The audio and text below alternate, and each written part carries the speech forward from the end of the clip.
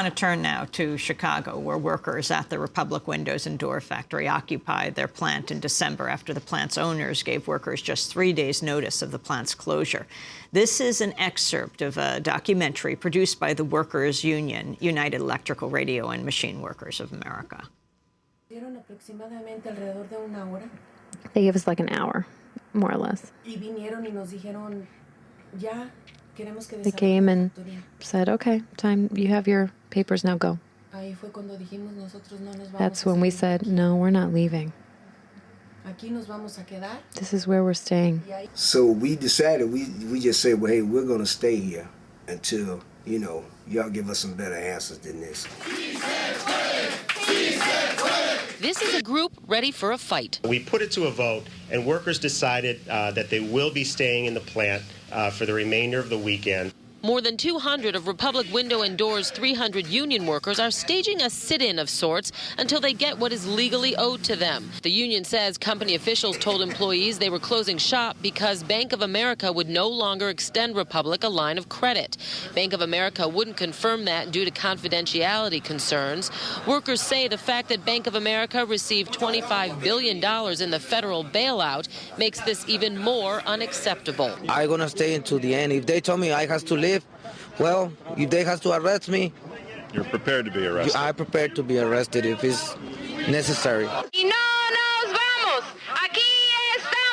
Translation, we are here and we are not going anywhere. We've been here overnight. We've been here since yesterday, and we aren't going anywhere. We are committed to this. Melvin Lackland is one of dozens of Republic Windows and Doors workers who is staying put in the company's cafeteria until he gets his remaining vacation, health care, and severance pay. You got bailed out! We got sold out! These workers, if they have earned these benefits and their pay, then these companies need to follow through on those commitments. Workers all around the nation who are now facing massive layoffs, it's your job, it's your plant.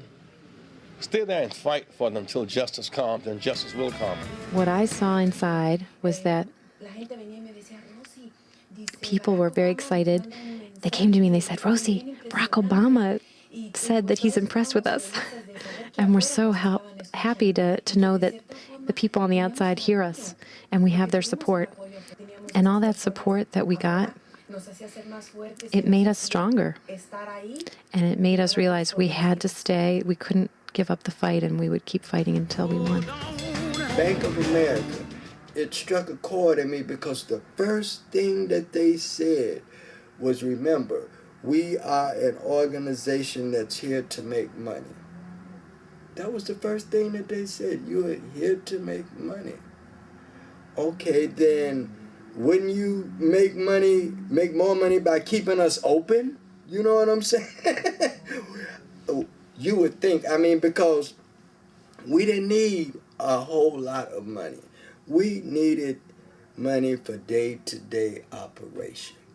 This bad press is coming into place, and you're starting to lose money, and you stand a chance of now losing billions of dollars as opposed to 1.75 million. Now you want to step up, you know, which is a good thing, you know what I'm saying? And so then now they wants to help. Now they're saying, well, our only concern is for these workers. Wow. Where was the concern before the publicity? You know what I'm saying? I mean, and it wasn't just the Bank of America here. It was their branches all over. It was amazing. I couldn't have dreamed a better dream. The occupation is over. We have achieved a victory. We say we will not go out until we get a justice. And we have it. Excerpts from a video produced by the Workers' Union, United Electrical Radio and Machine Workers of America. Armando Robles is the last person you saw in that video, and he's joining us here in the Firehouse studio, president of Local 1110 of the United Electrical Radio and Machine Workers of America in Chicago, maintenance worker at the former Republic Windows and Doors factory. The latest news, and welcome, Armando. Thank you very much. It's a pleasure to me being here in United now, in Democracy Now! Could you tell us a little bit about what's happened to the factory since? There were reports about a couple of months ago that a new buyer came in and is reopening the factory. Yeah. In December, the end of December, I received a call in the union hall from a guy from California, and he is interested to buy a Republic Windows and Doors facility, and we have an agreement to bring him to Chicago.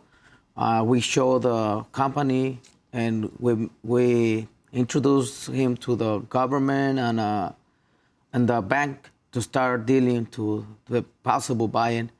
And like a month and a half, they conclude the buy. We negotiate our own contract for 4 years, and we go forward with this. And how many of the workers have returned to the factory? Right now, are 10 workers, because we don't have a lot of sales right now. We expect starting getting sales to rehire the 275 workers. You said you were willing to risk arrest. You would stay in the factory. Why? Well, because it was to support my family. To going out to find another work, it takes time, and it was my last card, my last play, which I had to do it before going out and resigning.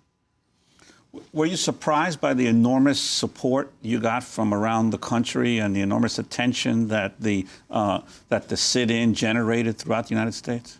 Right now, yes. Before, when we started, we don't believe in that's gonna be that intensity is gonna take this. But right now, I wake up from.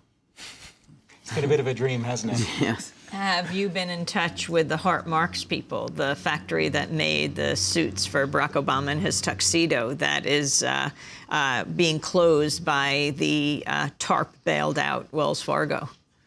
Yeah, well, we sent a crew of co-workers to talk with them, and unfortunately I was working, but I'm in touch of that, and I feel great that this happened, because it's bad to how the people is going out of unemployment, and it's hard for all the workers.